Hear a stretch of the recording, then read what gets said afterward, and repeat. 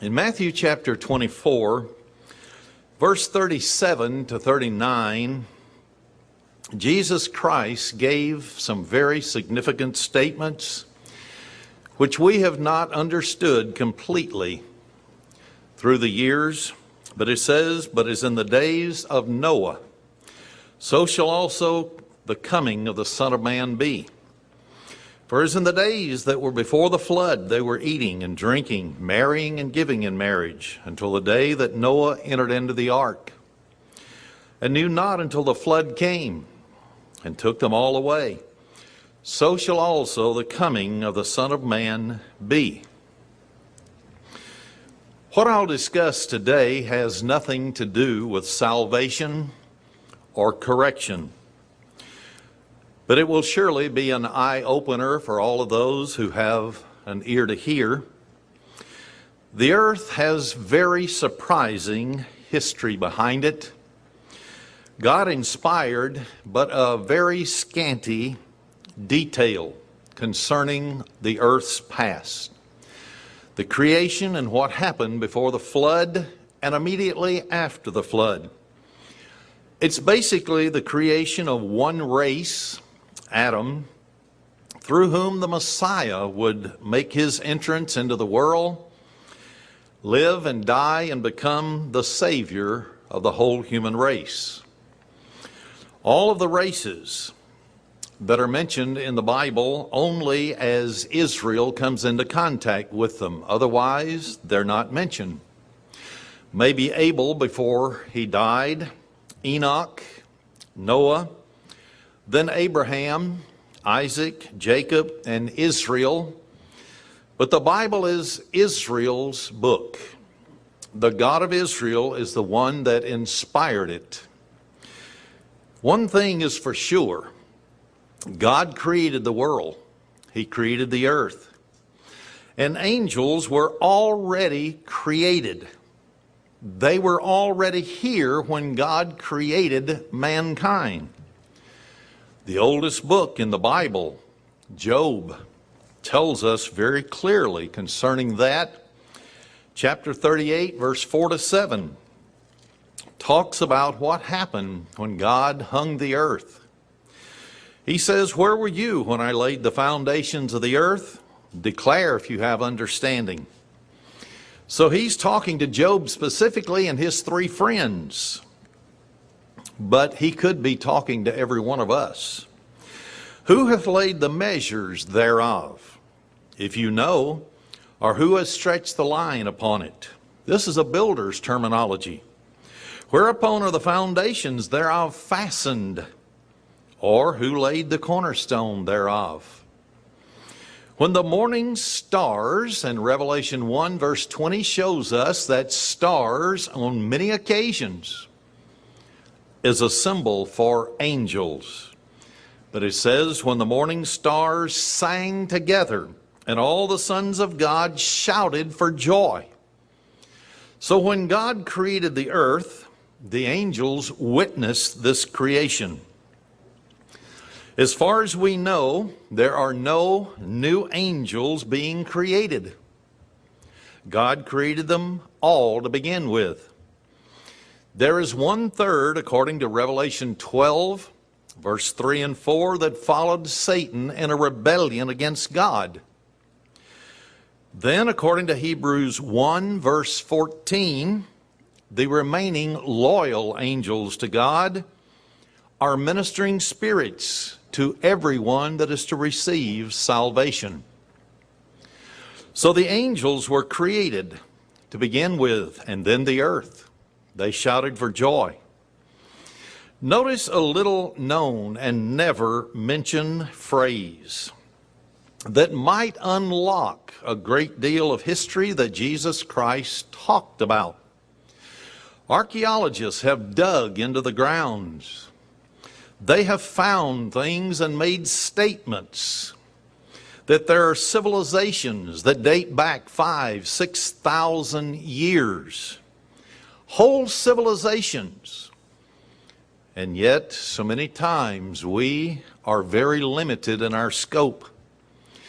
Could it be that God took Genesis 1 and 2 and showed how he created man, and he did it through the race of people that the Messiah would be born? Notice Genesis 2, verse 1.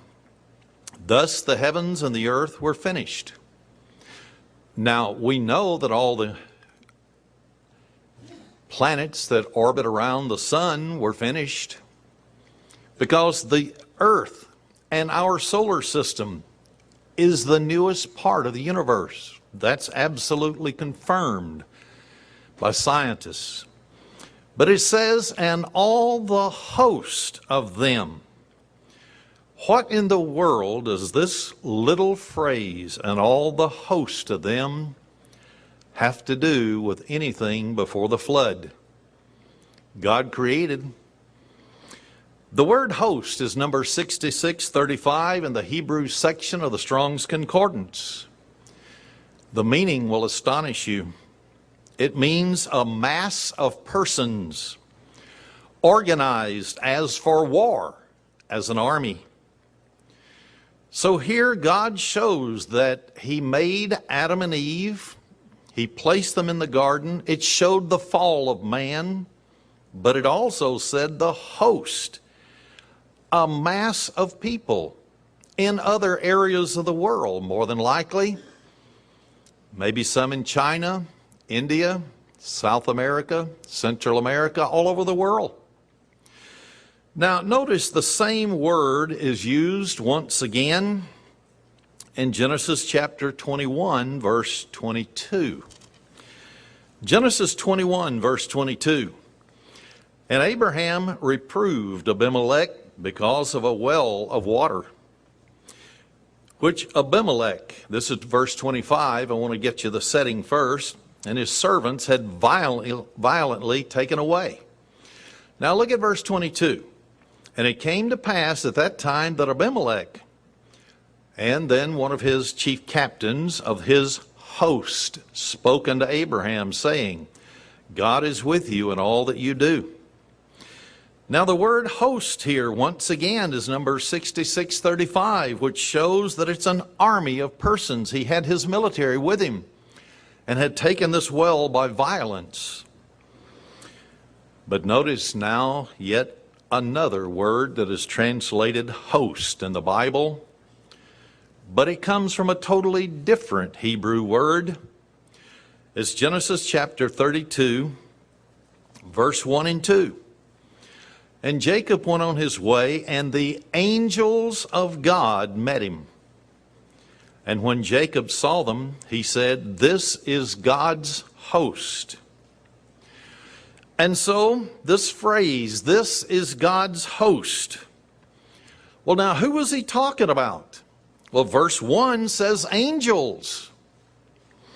The word host in verse 2 is number 4264 in the Hebrew section of the Strong's Concordance. And it means an army. And he's talking about an army of angels. So there is a distinction in the Bible when it's talking about a mass or army of human beings and a mass or army of angels. There are different words. Archaeologists have found artifacts dating back between 5,000 and 6,000 BC. It was a golden age of wealth and knowledge. It reminds you of Daniel 12, verse 4, what it would be like. One of the indicators of the end of the age. Travel quickly all over the world and knowledge would increase. Was that just a knowledge of computers, the electronics industry, or could it be a knowledge of archaeology also to uncover the past? The past that has been hidden from mankind for so long, that evolutionists have suppressed, just so they could undermine the truth of what the Bible does reveal, if you dig and dig, as archaeologists have done. Did God create all the races, but only detail how he did it with one, Adam and Eve? Remember, this has nothing to do with salvation. but it will open your eyes to a lot of things that have gone on in the past, and the Bible scantily talks about it, but leaves a clue here and a clue there. Notice what Cain did. Now, he killed Abel. Sin did prevail before the flood, but in Genesis chapter 4, verse 16 and 17, "And Cain went out from the presence of the Lord and dwelt in the land of Nod, on the east of Eden." What did he go there for? Well, to take a wife. Where did she come from?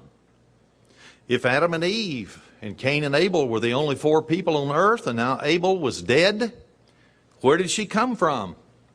Did God create the host, masses of people, and scatter them all over the world? And Cain knew his wife, and she conceived.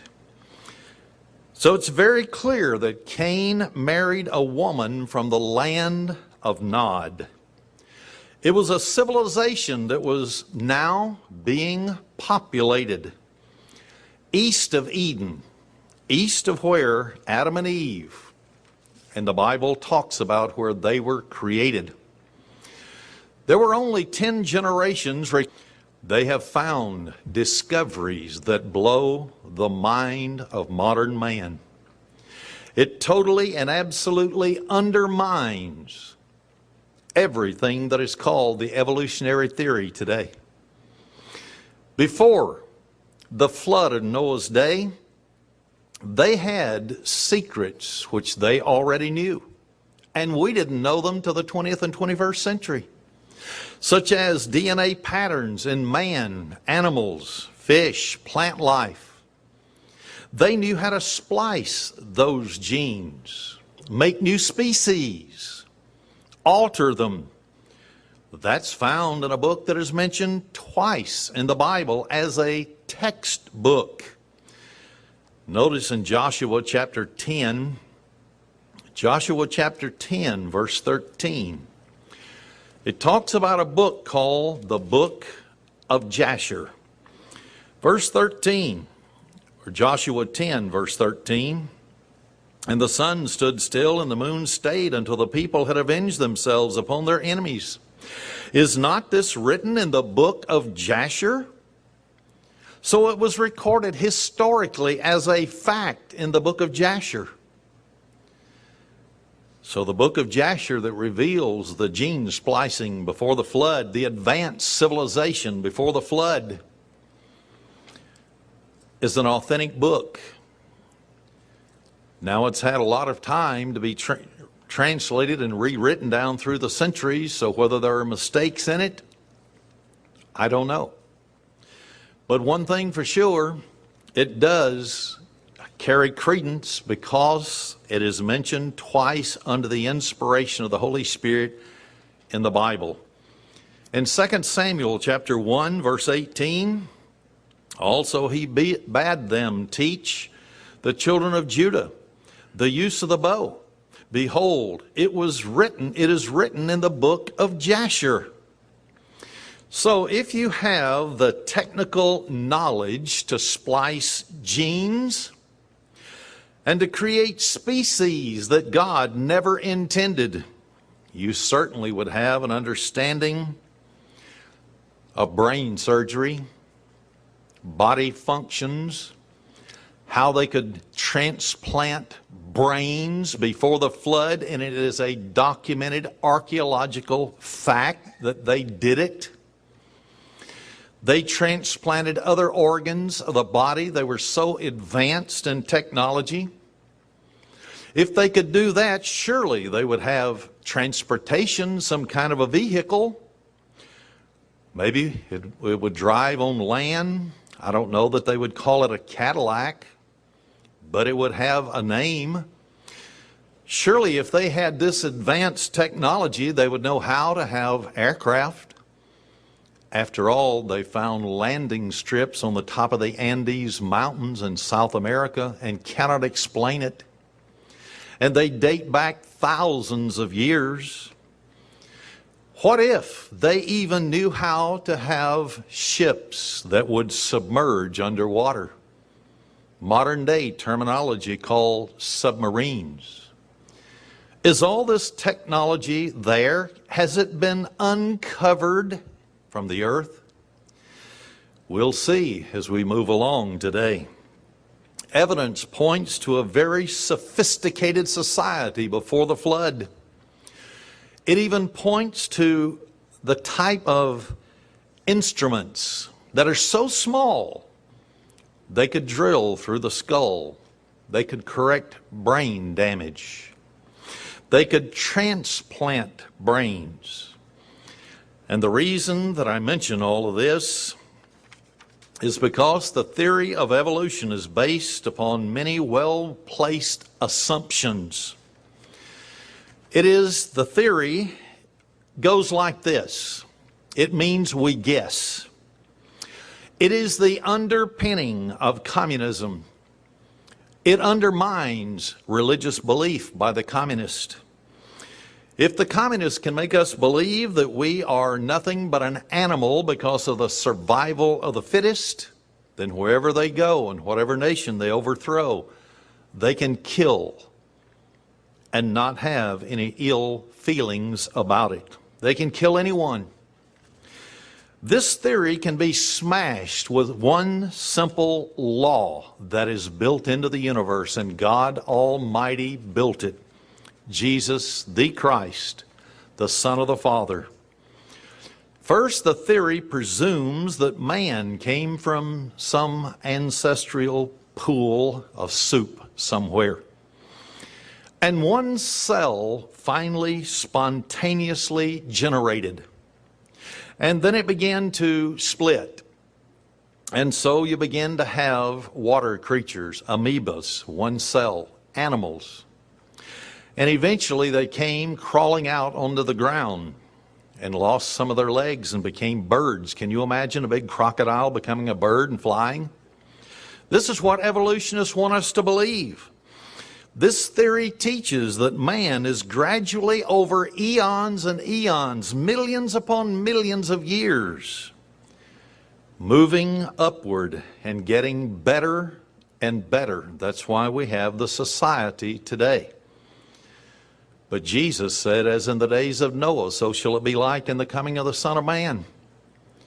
And so something was back there like what we live in today.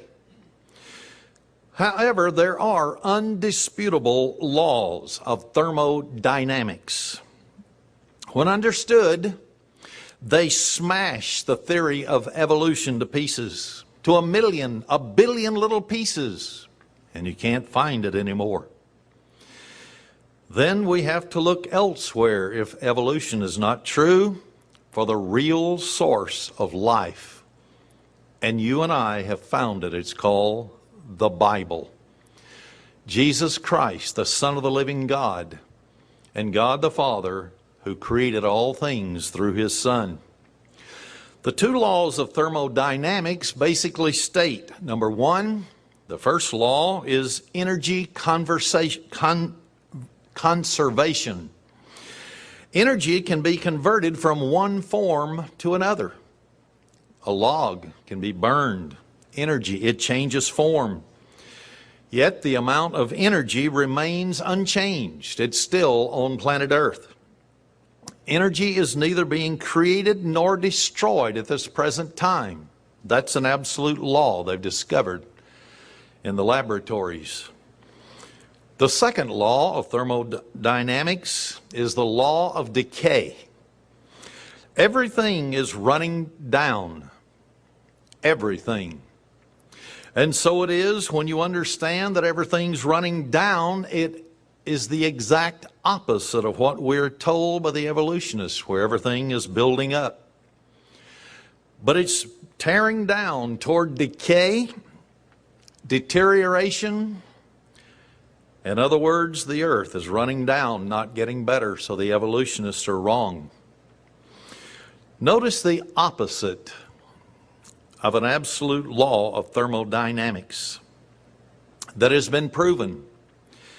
And the theory of evolution cannot and has not been proven. That's why it is a theory, which means we guess. Anybody can go to Webster's Unabridged Dictionary, look up the word theory. Anybody can do it.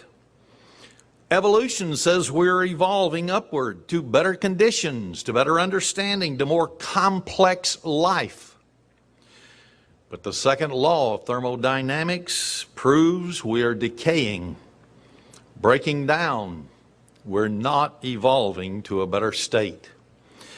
The theory of evolution implies increasing organization and complexity within the universe, and is in effect a doctrine of continuous creation.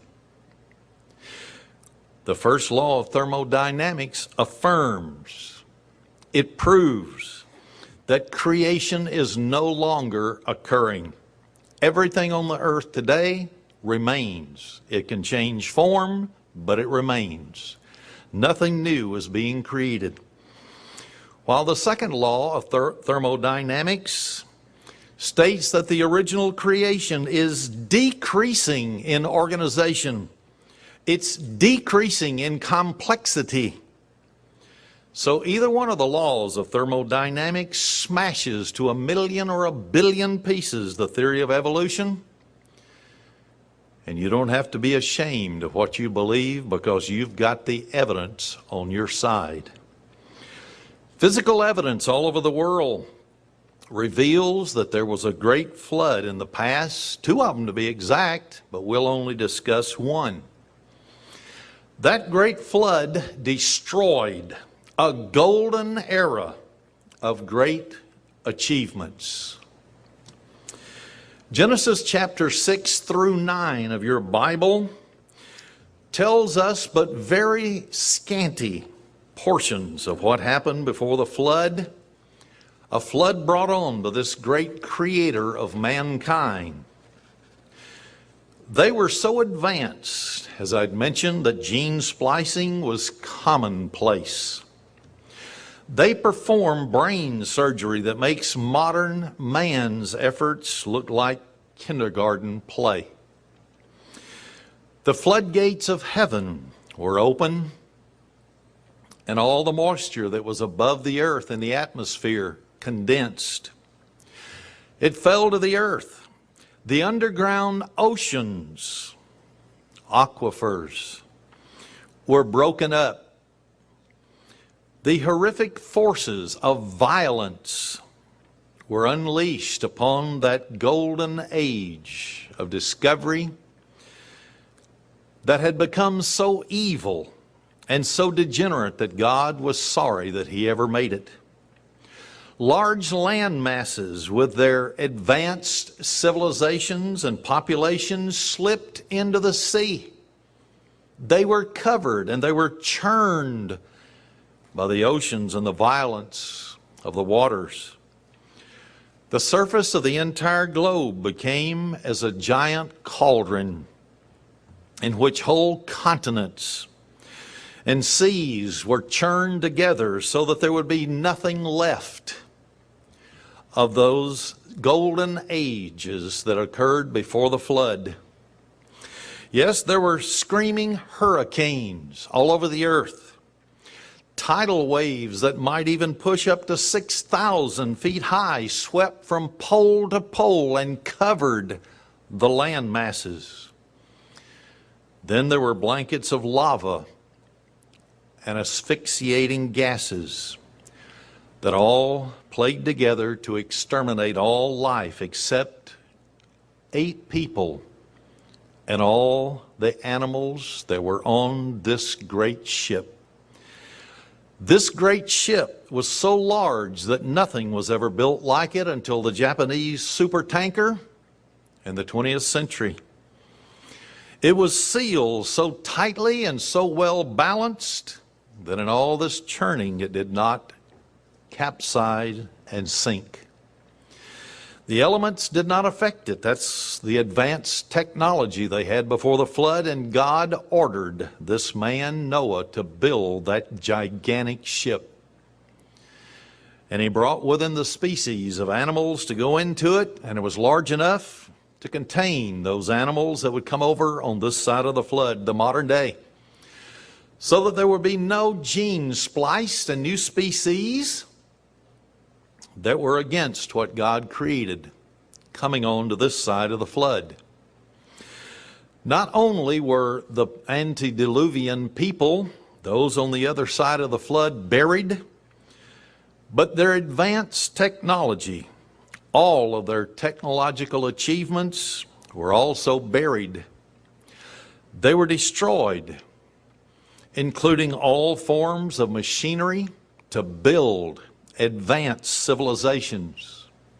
The understanding of construction that we have not even understood till this day as to how they would build pyramids that lie on the ocean floors.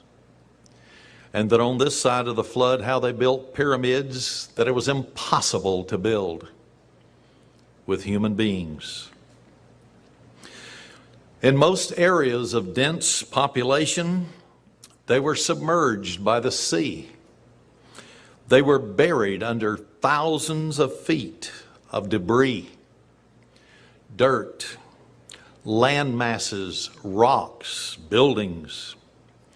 It's been scientifically estimated that over 75% of the Earth's surface is sedimentary. That means that it settles on top of other layers of soil below it. This means that up to 60,000 feet in depth, all this sedimentation covered all those cities, human beings, and so it's practically like this golden age did not occur until enter the archaeologist. There are over 600 individual traditions all over the world, not one nation left out, talked about a flood. It was in various forms, but they all had certain essential points. Those essential points were as follows. Number one, the earth was corrupt before this flood took place, and that was the cause of it. Number two, a flood warning that was unheeded by the masses. This is in the traditions. All 600 of them all over the world carried the same statements. Third, there was a survival ship, a vessel that brought people on this side of the flood to restart planet Earth. Fourth, the preservation of up to 8 people with animals, and the animal life were in that vessel. Fifth, the sending forth of a bird to determine whether land had emerged. And then they taught about the significance of the rainbow in all 600 of these traditions. That the God that created would never bring a flood upon the earth to destroy all mankind again. And that's recorded in the pages of the Bible. And then there was another statement found in all 600 of these legends that came down. They said that those who were in this ship descended from a mountain. And because the floodwaters had brought such moisture on the earth, they had to start agriculture on a mountainside, Mount Ararat in Armenia. And then the last of those common denominators between all 600 of these traditions was that the repopulation of the whole earth came from a single group of survivors. It's very remarkable that the persistence of the name Noah all around the world in every culture has remained to this very day. Archaeological digs have proven that every culture knew the name Noah. It might not have been spelled exactly Noah like an English name, but I think this is very remarkable considering the multitude of languages after God scattered the nations. Yet the name survived virtually unchanged in such places as Hawaii, the Sudan, China, the Amazon South American region, and among other less known tribes around the world, but every one of them had the name of Noah as being the survivor. The spelling might have been slightly deviated, but the pronunciation was all the same. Did each of these nations just independently concoct some form of a name, and they just coincidentally happen to be the same name all over the world? Or did these widely separated peoples from Hawaii, China, South Central America, North America and Alaska, Europe, Asia, Africa, refer back to the very same family of survivors? I think it's logical. They did refer back to the same family. Were these traditions an example of gradually getting better or decay? Going from a golden age of advanced technology to a depopulated world does not sound like it would fit Darwin's theory of evolution. Yet it's all under the dirt, under the rocks, in the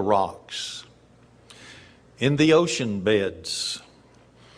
It's an archaeological fact that within 400 years after the flood that destroyed that previous golden age of technological advancement, that there suddenly appeared civilization worldwide.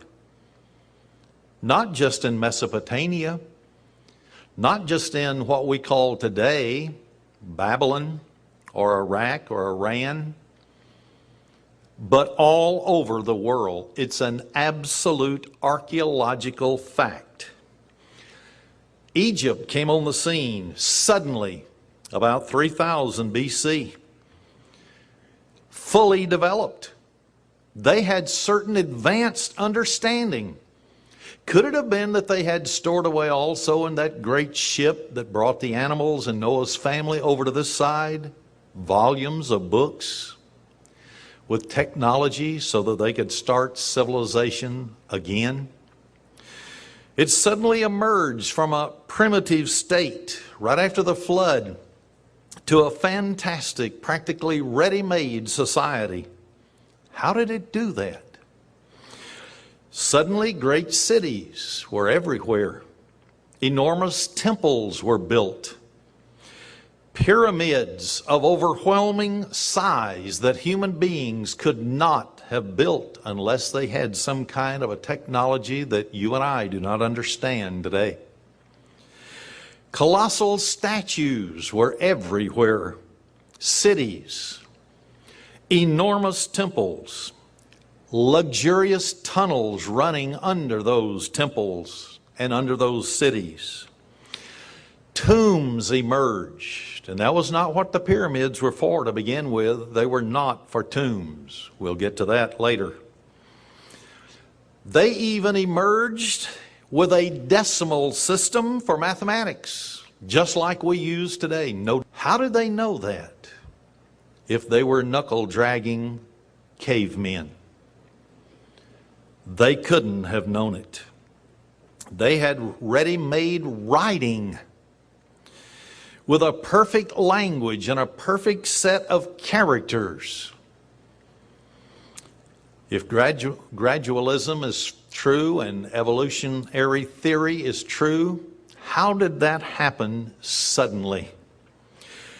Egypt had a well-established naming system for its citizens. They had up to 5 names per person so they could keep their genealogical records. Yes, this was a this was true all over the world.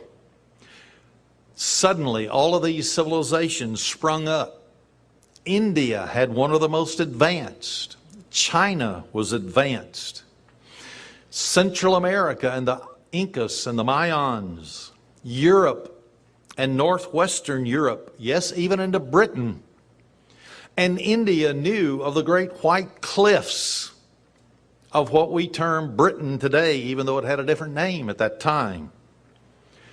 How did it all just suddenly come into being? The truth about our past is stranger than fiction unless we're willing to dig and to dig and to listen to what the earth says to us. These civilizations that suddenly came on the scene about 400 years after the flood, about 3,500 BC, or 2,500 to 3,000 BC, they knew how to organize armies. They had armies. They knew how to organize civil service in government. They had a well-organized hierarchy. They were mostly dictatorships, such as the Pharaoh of Egypt. He was a king. They had a court system with laws. They had a form of laws in books. Egypt and other far-flung civilizations were very advanced. They were not knuckle draggers. They didn't gradually develop over time. It was sudden, and historical evidence, the archaeologists have proven it. And it wasn't just in Egypt. There appeared around 3000 BC a civilization called Sumer, S-U-M-E-R, that just suddenly, very unexpectedly, came out of nowhere. But there it was, a civilization that knew of all these technological advancements. The Maya of Central America dates back to approximately the same time, 3000 BC, as did Egypt and Sumer. At the beginning of the Mayan culture, their writing was already known. They had a money system that was near perfection. No evolution there. At presently, in precise time back there came along the northwestern Europe megalith builders, Stonehenge, other items such as that all over northwestern Europe, Britain. How did the world become so advanced so quickly after the flood? Unless they brought something with Noah and his 3 sons. Unless they brought advanced technology onto this side of the flood. That civilization had first God-given knowledge. Later, the fallen angels corrupted much of that knowledge for evil purposes because they were in rebellion to God. That's where the giants came from. Noah walked with God, however. He would use this advanced technology only for good. In Genesis chapter 6, verse 8 and 9, it tells us just a little about this man who was to be sovereign. He could select anyone he wanted to bring the human race over onto this side of the flood. Here's what it said in Genesis 6, verse 8 and 9. But Noah found grace in the eyes of the Lord. These are the generations of Noah. Noah was a just man and perfect in his generations, and Noah walked with God. The word perfect is number 8549 in the Hebrew Strong's Concordance, and it means he was entire. It means he was without blemish. There had been no genetic engineering in his past and in his family history, because the word generations is number 8435, and it means his physical descent. his family history, or we call it today, family tree. He was perfect in his family tree. There was no DNA defects. There was no gene splicing in his family background. A perfect specimen spiritually because he walked with God, and physically because he was not corrupted, to bring civilization over onto this side of the flood. As the waters began to recede off the face of the earth and the population began to grow, it was time to spread out again over the face of the earth, the whole earth. How did they know how to do that? Where did the people go? And was it before the scattering of the people at the Tower of Babel? Did they begin to move out around the world even before Babel and God scattered them? So where did they go? Very ancient maps were used by map makers during the period of 1502 to 1559 AD to provide maps for sailors to navigate the seas. These maps showed the United States, Canada, the land at the poles, every continent on earth and every island on earth on those maps. They showed the mountain ranges on every continent. Some of these mountains were not even discovered until the 1980s when satellite pictures unveiled them, showing that they were absolutely accurate. Speaking of satellites, did you know that NASA has spotted a satellite orbiting the Earth on 2 different occasions, 22,000 miles out into space, when their satellites only orbit at 481 miles? They don't know what it is. They don't know where it came from. All they know is they saw it 2 different occasions. Was there an advanced civilization before the flood? Before I'm through, every one of us may have a very surprising answer. Yes. Another map, the Zeno map, that was drawn in 1380 AD, and it was compiled from ancient maps, accurately showed the coastlines of Norway, Sweden, Denmark, Germany, Scotland, as well as the exact latitude and longitude of many islands in the area. Now, why is this so important?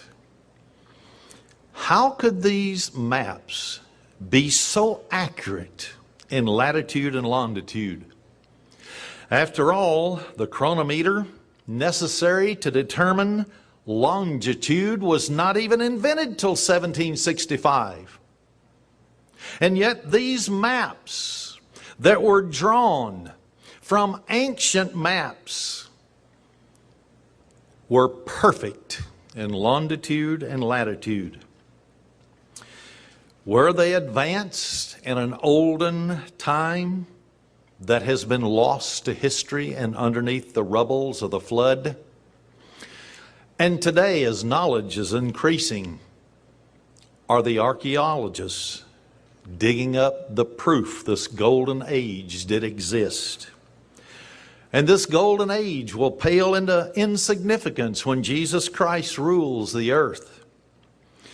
Columbus did not even have a chronometer when he set sail for the Americas. That's why he was inaccurate and he missed the United States.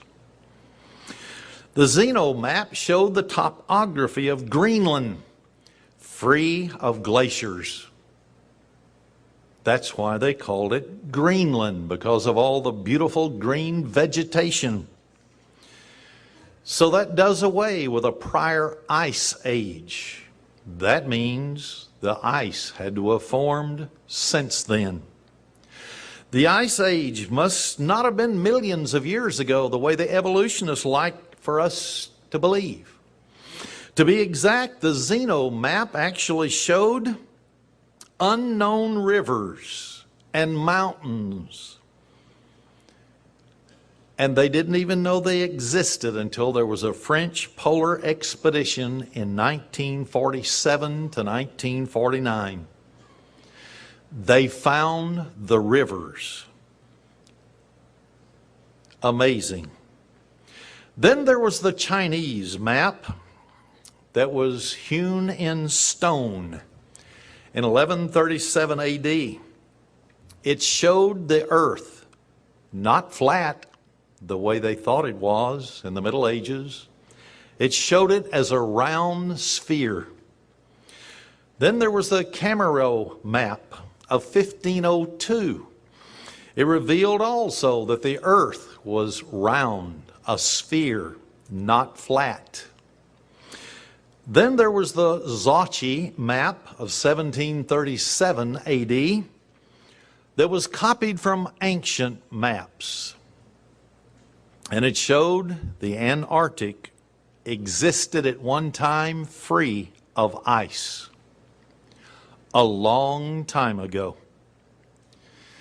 And so Antarctica was not even confirmed to be there until 1819. So how did they have it on these maps so long ago?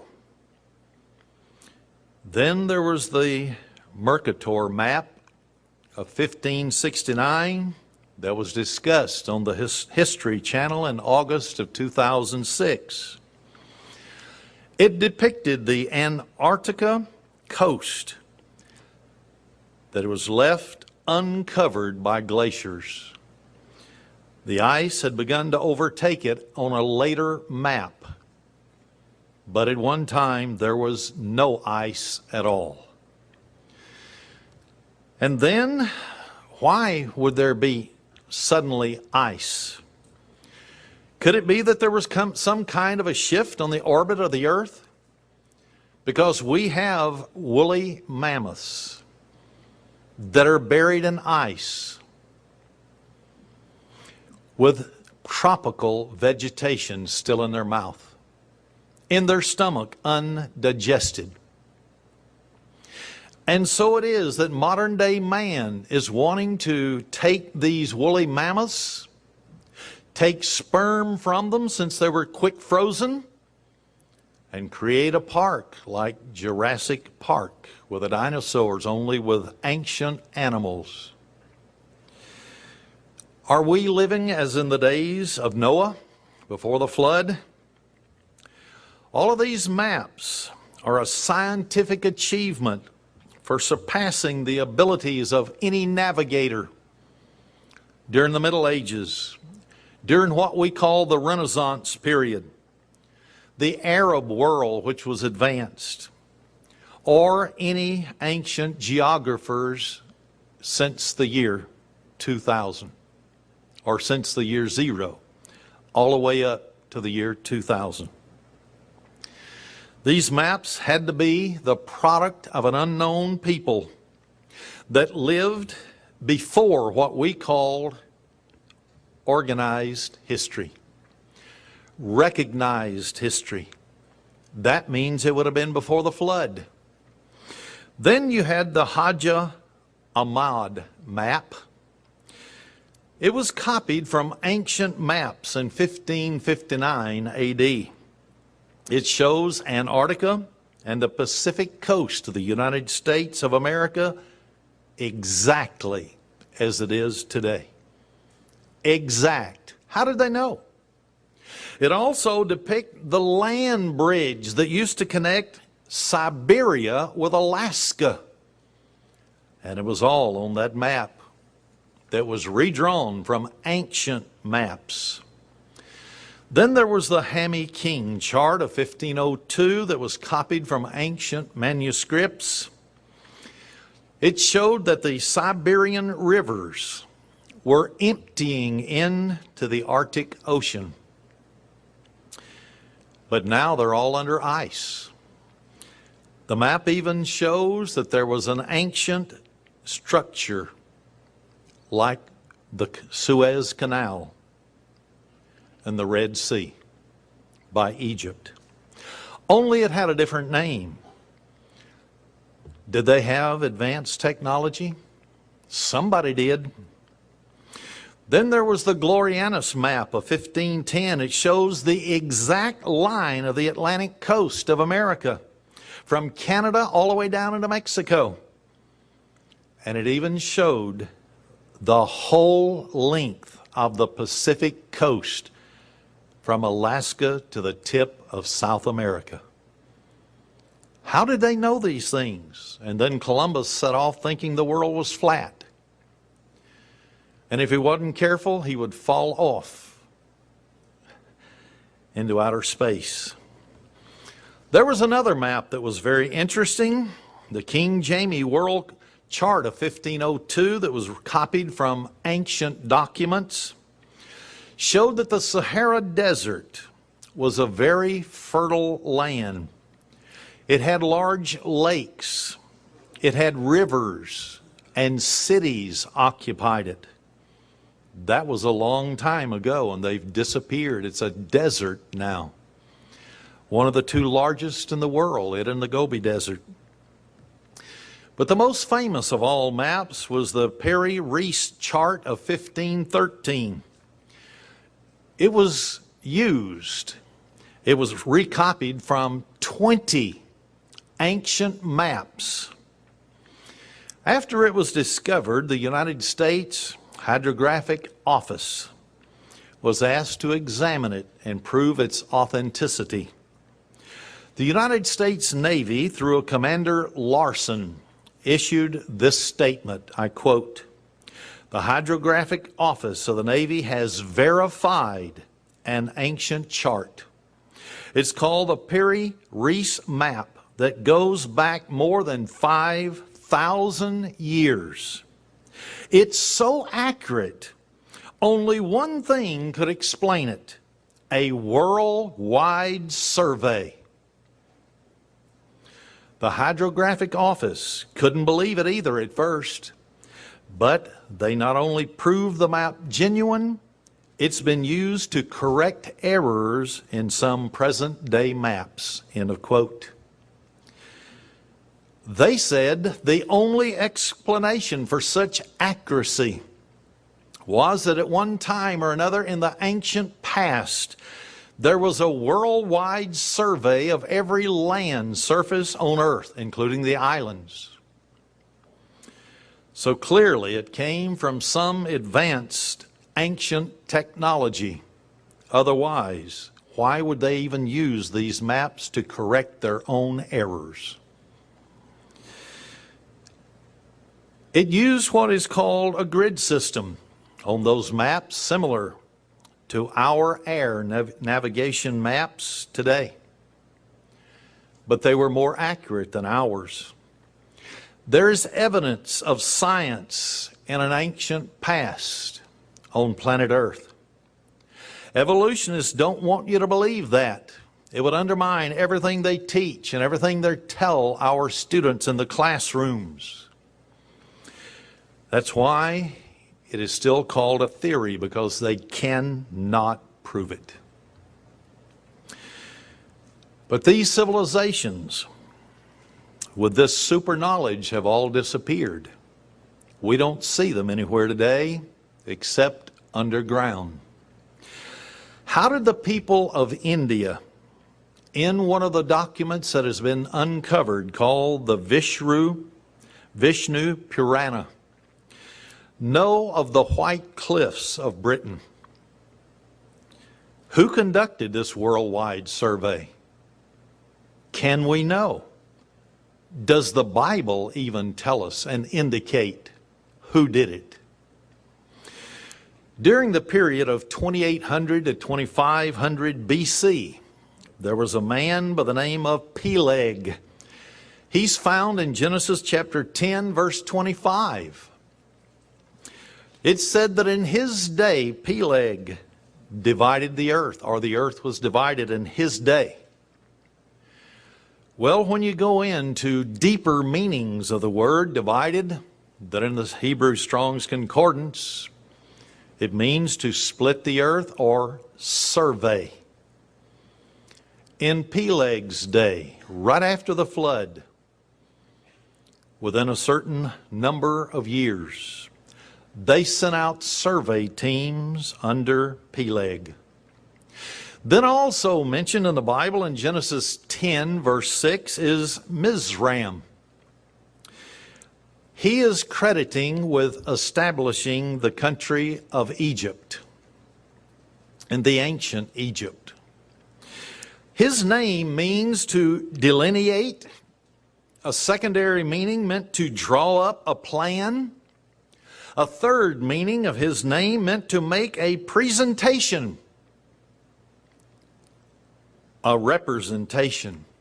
Well, what was he going to represent? The earth on a map. He was going to present that to the world leaders at that time. And we will see who they were. At least 2 old maps linked with the ancient past, the Paris Reis and also one called the Renal, were based on a circular projection with a focal point being Egypt as the center of civilization at that time. There was also another map, Almadad,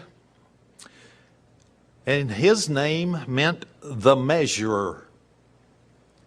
These 3 people were the ones in charge of surveying the earth. And so it was that this man, Almadad, also invented geometry. He measured the earth all the way to its extremities. That's what the manuscripts that have been dug out of the ground says about this man. He died in 2350 BC. By that time, the world had already been surveyed. They knew every continent and every island on this side of the flood that existed. And they had the longitude and latitude and a worldwide grid system showing on these maps. Did they use advanced technology? Somebody did.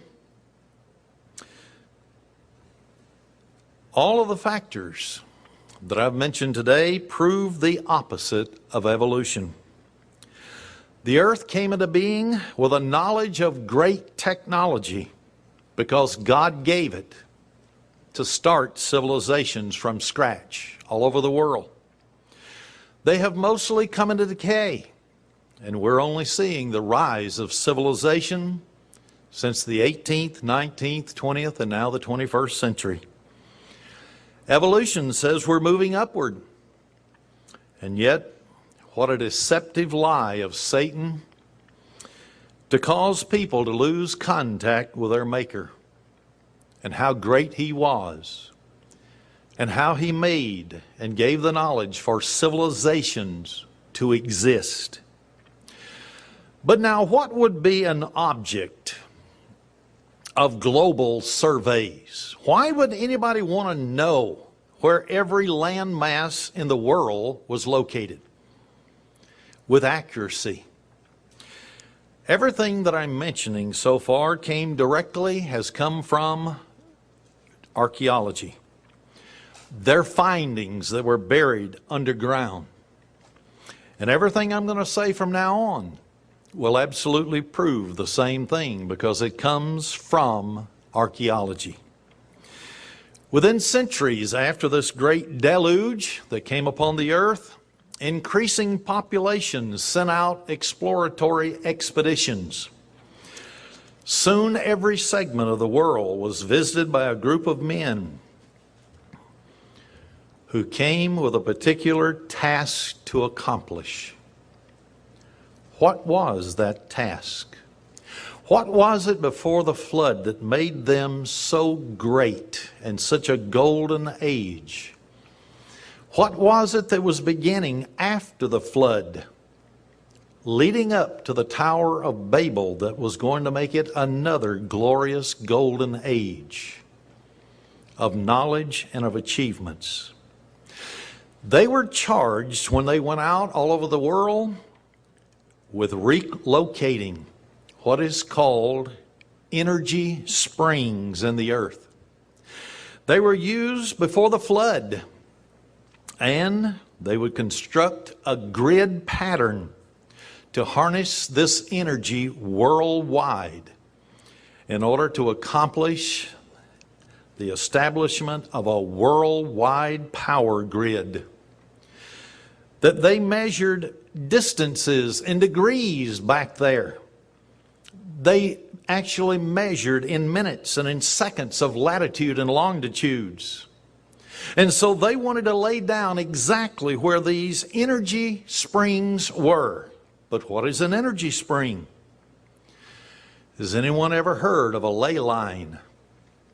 They go all across the earth. It's electrical energy in the ground. And where these ley lines cross, east, west, and north and south, is an energy spring. That's where energy comes from the ground. Suddenly this energy network began to spring up everywhere all over the world as they discovered where they were and put them down in longitude and latitude. It took vast planning. These were not knuckle draggers with a big club hitting their wives over the head and dragging them in by the hair of the head into a cave somewhere. No, these men had great knowledge. Along these energy lines, which were situated on earth power points, they built temples. Why? They built pillars that would stand upright like Stonehenge. They had what they called rocking stones. They were energized with electricity. I went up into Montana one time and I listened to some of the rocks as they sounded like bells. Then they created circles, crosses, mounds, pyramids, tunnels, and platforms. What did they create all of these things for? Did we have an understanding of what they were for in the times past? Not until the rocks were uncovered. Not until the archaeologists dug it up and they read the cuneiform writings that they made. But traces of all of these things, the pyramids, these pillars, can be found all over the world. Every single continent on earth, even on most of the islands, many of the remote islands, they had to have them if they were going to have an international worldwide power grid. And what would the power grid be for?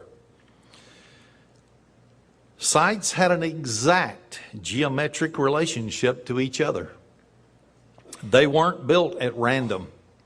There was a master worldwide pattern by which they built all of these power points.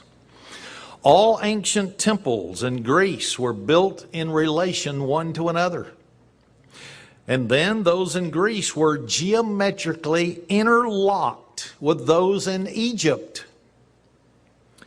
Planet-wide, every nation on earth, even remote islands, the system consisted of one giant scientific instrument.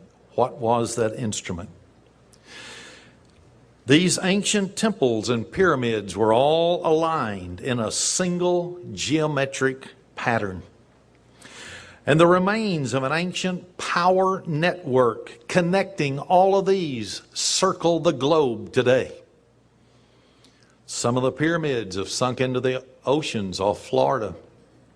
Some of them are still standing in Central and South America in the jungles, and they're very difficult to get to. In the country of India, China, we know of Egypt. They're all over the world. And so they were creating an electric power grid so that they could use this power to create a one world government. And the Bible reveals they did it in the days of Babylon. The Tower of Babel.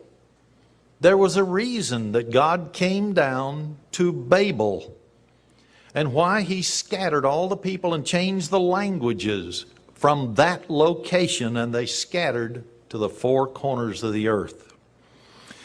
In order for this energy system to work, many systems or many sites were aligned with certain astronomical phenomenon that they knew. These advanced planners with knowledge brought over from the pre-flood days knew of solar and atmospheric energy. Just like there have been men today, and I have talked with them personally, they said, we can give you free energy right out of the air. Then they were in prison. Another was dead. And so those who don't want free energy and for this knowledge to be known are in charge. They're called oil magnates. But back there, they developed a technology to detect Earth's currents, electrical currents, and then to manipulate them to a predictable result. Yes, energy was given to the entire world, all because of pyramids and other structures that they've located all over the world. Thousands upon thousands of pillars, P-I-L-L-A-R-S, or monuments called menhirs, were constructed in symmetrical formation. Their purpose was to realign magnetism in the earth because of the flood. And once they realigned and they found all the power points, they could have a worldwide grid system and a one world government. Each of these pillars, the electric current in the atmosphere was attracted to them, and they would continue down into the earth, and it would create a fusion of power. And so they had pyramids, they had pillars, they had temples, and under every single one of those was a huge, we call them today, basement. They were all constructed in one way.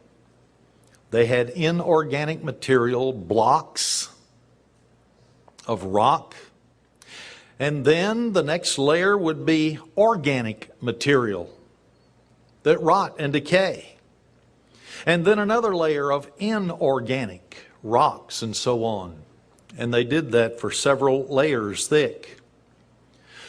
What would be the purpose for this? The purpose was energy accumulation. They stored energy in each of these pyramids, underneath pillars, temples, and they were all located on these power sources, all of them in relationship one to another all over the world. And scientists know this, but they just don't understand why. But the archaeologists have been digging. They've been bringing forth the truth out of the earth. These standing stones, these mounds, these pyramids, they accumulate, and they focused energy fields across the whole earth.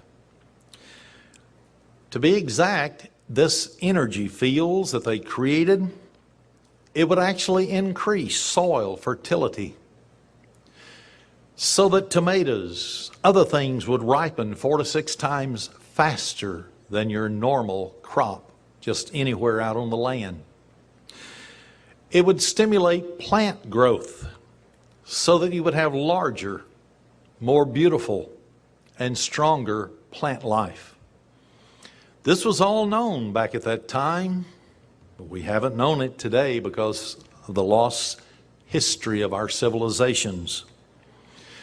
To be exact, there were fertility stones that gave rise to what people have thought were fertility rites, which it did. And they used what was called a phallic symbol. And it was based upon a real scientific truth, but it was perverted, as all things usually are. And modern experiments have shown exactly what I said, that electrical currents, magnetic currents in the earth do have a direct relationship upon plant life, upon human life, upon seed germination, it stimulates it, upon vegetable growth. They knew all this in ancient times, but we've lost it. But one thing we have known in the 20th and 21st century is that lightning flashes. It does help to affect the nitrates in the soil, increasing fertility. So the plants can grow healthier and better. They just understood that and many other things before the flood and right after the flood. If you were to believe Druids' reports from England that have been unearthed, and I don't see why we couldn't believe it, because after all, today we've had men landing on the moon. 4 of us in this auditorium jumped on American Airlines, flew to England and back. But they said that they had energy lines that were harnessed, and it was used for propulsion, and it was used for transportation. But what kind of transportation? What kind of propulsion? We talk about jet propulsion today, don't we? Jet fuel causes you to drive fast enough down the runway that you can have liftoff and you can fly in the air. But according to the Druids, these energy lines affected when the sun gave them solar energy to where they could actually levitate off the ground their mode of transportation. And one document was found that said they flew from Britain to Greece. Flew. Does that sound like knuckle draggers? Doesn't to me. Is it a surprise? I wouldn't think so. Not if we understand how great God is and that He brought about civilizations from scratch. Well, they had to know something, or how could they survive? But there was one problem that they wanted to make sure of. Astronomers have wondered from all the documents that they had found why they were so obsessed in ancient times with lunar eclipses, eclipses of the sun. The reason why was because if you're setting sail with solar energy from Britain to Greece, from North America to South America, and there is a solar eclipse, the energy supply fails. You wouldn't need a terrorist to blow your plane up, you would crash from the lack of energy. So they were very sure before they took off that there would be no lunar eclipses, there would be no solar eclipses. Now, another use of this worldwide energy network was power production and communications. This is very important to understand the Bible. Pyramids were not built to be tombs. Later, they were adopted for that purpose. They were part of the worldwide network of energy. 85 pyramids survived in Egypt. There were 4 that survived in France, and get this, 1 is radioactive. How could it be radioactive if they were such knuckle draggers? Hundreds have been found along the coastal areas of Peru. Thousands down in Mexico, scattered all over the landscape. Guatemala, Honduras. Some even still survive in China, Tibet, southern Russia. Then you have them on the African continent of the Sudan. You have them in South America, Brazil. You have them on the Hawaiian Islands, Tahiti Islands, the Marianas. Advanced technology, and nobody knew where it came from and for what it was used. They've been found on the Carolina Islands and other islands, even Bermuda, even though it's submerged underwater.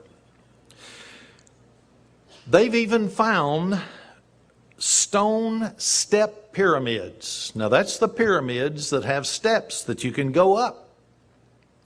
They found them off the coast of Florida, submerged. They found pyramid-like temples in southern India, in the jungles, and in South America, in the jungles of Brazil that nobody's ever been to until finally somebody got through the jungles. That's quite a list of surviving proof. There's considerable evidence that the pyramids focused energy fields. They produced energy. What does this have to do with the biblical Tower of Babel? By its very nature, this energy network required that all earthly surf currents should be accounted for. That's why they had a worldwide survey to find them. To be exact, I even went to a place where there was a ley line myself, and it was on display. Every hair on your body would stand up because it was so electrically charged. Things would levitate off the ground. You had to pay to see it. Things would roll uphill, not downhill. So there was energy there. The stone monuments were strewn across the world, located at the crossings of these ley lines. Because when you cross them north and south, east and west, this is the most powerful energy source you can find. And this implies that a single authority was directing a unified world effort by sending out surveyors to find these ley lines. Maybe it just so happens that the biblical Tower of Babel was the receiving station for Earth's ley line currents, electrical storage. And they could control everything, the power of the whole world from Babel. It was constructed as a very concerted effort so that the nations would remain unified. Because it says in Genesis 11, verse 4, lest we be scattered abroad upon the face of the whole earth. Now, does that mean there were just a little group that were in the Middle East where the Tower of Babel was and they didn't want to be scattered? Or could that simple phrase mean that the earth had already been populated? There were whole civilizations now, and they were all dependent upon that one set place for energy. And if that energy was taken away, then everybody on earth would no longer have communications with one another. They would end up being scattered all over the world with no contact with the other nations. And so, old chroniclers unearthed the records that Nimrod was a very egotistic founder of Babylon. They said, and this is a direct quote from one of the documents, that he grew more and more wicked and mad until he thought in his heart that he himself was God. End of that quote. Then something happened, and the world has never recovered from it since. something significant enough to mark a break in world conditions and bring an end to those glorious civilizations and that ley line system that brought energy to the whole world. And so that one man could harness the power and the communications from that system. That one event brought to a sudden breakup a totalitarian world government. This event was the catalyst that ended those glorious civilizations back at that time and cut off all communications between the Americas and the Middle East, between Babylon and North America. It all had to do with instant communications. Communications. It happened suddenly.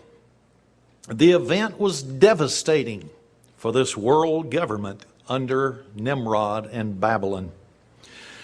Until that moment in time, the plan to continue the very fast-growing population and contain it under the leadership of Babel and Nimrod.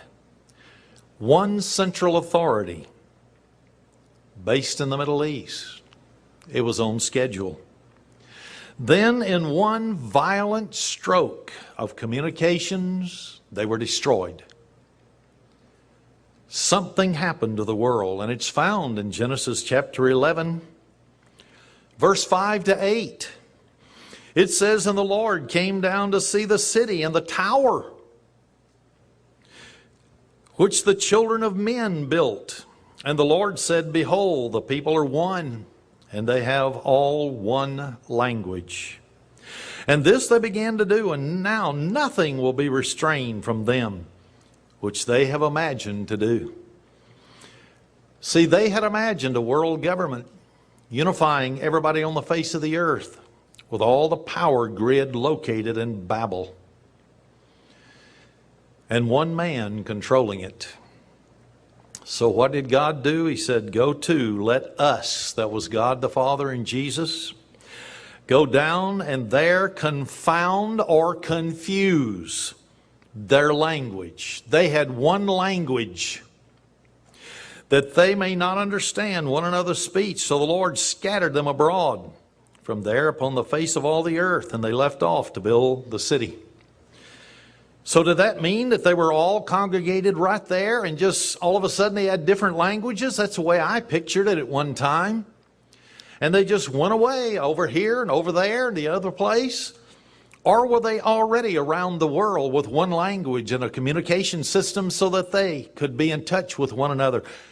And they had become a glorious civilization all over the world, because they found that every nation on earth has had advanced technology. But God came down to Babel, the source. And there he confused the languages, and all the people of the world in different countries spoke a different language suddenly. They had no interpreters then. They weren't the United Nations. So all of a sudden, God stopped the ancient world in their tracks. Evolution had nothing to do with a gradual rise in man. No, it was sudden. And just as suddenly as God had brought these civilizations into existence before the flood, and then after the flood, they brought the technology to do it again. Just that suddenly, mankind took a giant step backwards because God cut off all communications. Traditions and the biblical account, the writings in our Bible, speaks of a mass dispersion of peoples. They left the Babylonian civilization. This was 1,000 years after the deluge, and it says so in Genesis chapter 11, verse 8. It doesn't say 1,000 years, but it says what happened to them.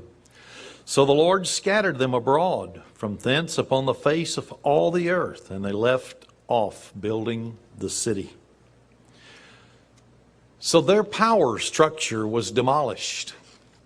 Their communications with one another ended. It was all over. But a surprising number of new civilizations suddenly appeared about the year 2000 BC. Some of these still retained some of this awesome knowledge that they had had from the past. This is all determined because of the highly destructive wars that have been proven to have taken place on planet Earth. And it was not angels rebelling. It was nations, civilizations warring with one another. Several advanced nations on 3 continents vanished in some form of a Holocaust. But what kind of a Holocaust? What was it? In the forest areas between the Indian mountains, this is the country of India, of Raj Mahal and the Ganges, it was discovered by a Mr. DeCamp, unknown charred ruins. When they were excavated, they found that everything had melted exactly the way an atomic bomb did in Hiroshima and Nagasaki. All of it was identical. They even found one other place. A British official by the name of Campbell stumbled onto some kind of a pavilion, and he went down to the chambers inside. They had all crystallized, even the walls of the tunnels. Tables and chairs were there that had crystallized. And he saw something that looked like a person slumped over in a chair. And when he got closer, it was crystallized, and inside of it was a skeletal system of a human being. And from what they determined, the only thing that could have caused such crystallization and the total destruction and the melting of the flesh off a skeletal system and then crystallizing it would be an atomic bomb. Were they knuckle draggers back there? I don't think so. It makes all the difference in the world in how you look at civilization and what God is going to do in the future when Jesus Christ comes. It's going to be a glorious time because we don't even know and understand the things that they had before the flood, directly after the flood, until they blew themselves into oblivion and lost knowledge. Yes, God is a great God, and only the heat released through atomic energy could explain the diggings in these 3 different nations that apparently had a war one with another. To be exact, in the country of India, they found diggings, and they found manuscripts that were buried. They even had names. And when you translate it into modern English today, some of them were called super bombs. Bombs. When I always thought they threw spears and they used clubs. It was super bombs, and it even gave the names and described them. One of them had a name, and it was described as a H bomb, hydrogen bomb. Another name that was used, and it was described, said that it controlled jet bombers. Can you imagine that? 2500 BC. And then there was yet another name. And the description of that name said that it was a bomb with napalm-like effects. Yet another name was mentioned in the same literature, and it said that it would attack the nervous system. Yet there was another name, and it said the weapon induced sleep. That's all, just put you to sleep. Does this sound like evolution? Not to me, it doesn't. We ought to say, evolutionists, go home. In Rome, ancient documents were written, and they described atoms, little tiny atoms, atoms, rushing everlastingly through all space. They even talked about the impact collisions of atoms, how they would split atoms and fusion would take place. They were having experiments or built a location for it in Waxahachie, Texas. It was called the Super Collider, so they could have atoms go at very high speed and crash one with another to cause them to crumble so they could see what kind of particles might be in an atom. And do you know what? Even the literature that has been found in India and in at least 2 other civilizations proves that they knew about atoms. They knew the composition of them. They had a nucleus. They were even described as having like planets going around the nucleus, and most of it was empty space. They could split them. They could use them for war. This was way back. To be exact, there was a document found in India, and it dated 2449 BC. The text recounts in detail how airplanes, were used to launch a weapon that devastated 3 cities. The record described the following as to what dropped from these aircraft. The results: number 1, the brightness of the blast. Number 2, the column of rising smoke and fire. Number 3, the fallout from it. Sounds like something we're familiar with in America today.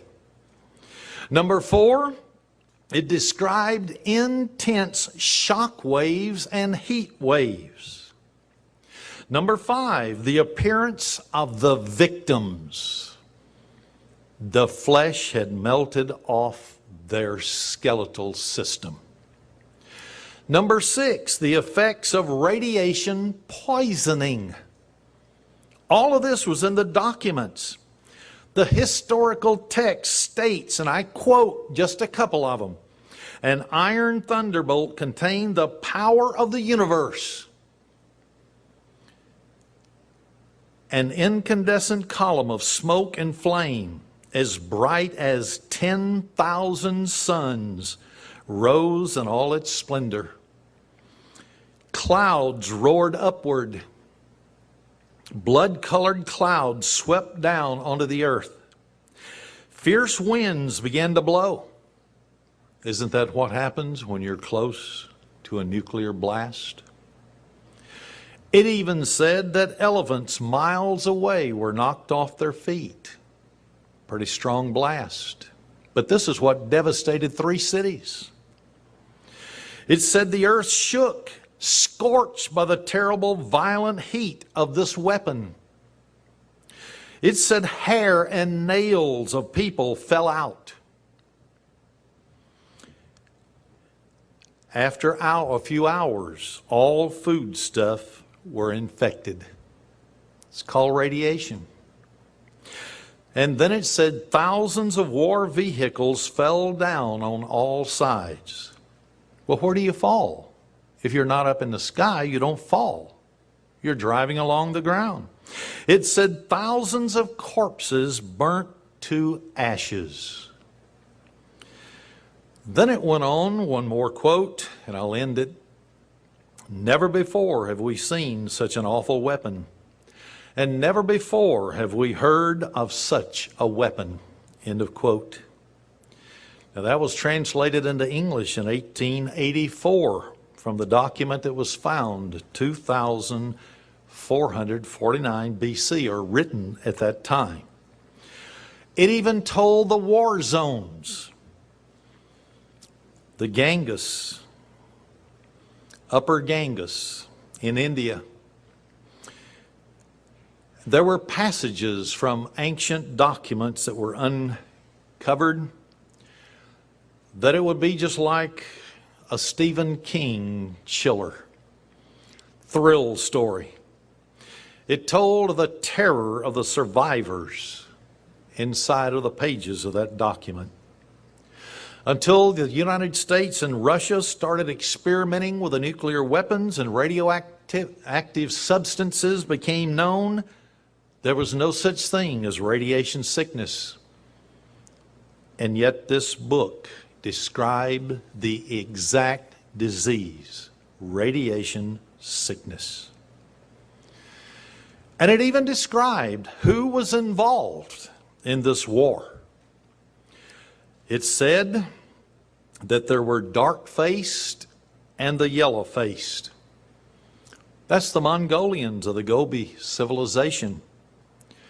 And it said some of the yellow-faced escaped, but the black-faced were annihilated. That's only the ones that were in that war.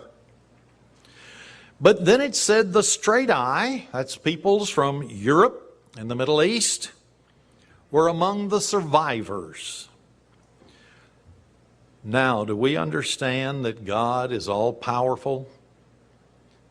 That He has at His disposal all the information of all the laws because He made them of the universe. When He started mankind, He gave a description of Adam and Eve, how He created them, how they sinned, how they needed a Savior. But apparently Genesis 2:1 says that there were a host of others, but they're not even described in the Bible. And then the civilization before the flood was so incredibly technologically advanced that it would blow our mind to understand those things. But you will know eventually, because you have the opportunity to be born into the very kingdom of God, to rule the nations under Jesus Christ for 1,000 years. But as I close this message, I would like to give one word to the evolutionist from God. It's found in Romans chapter 1, verse 28. And even as they did not like to retain God in their knowledge, God gave them over to a reprobate mind. That means a mind void of all understanding. God Almighty has given us understanding, and He will continue to give us more and more until Jesus Christ returns. And then when we receive that new glorified body, He will reveal to us all of history, everything that took place, and what a joy and a thrill it will be. I want you to be there to hear His words.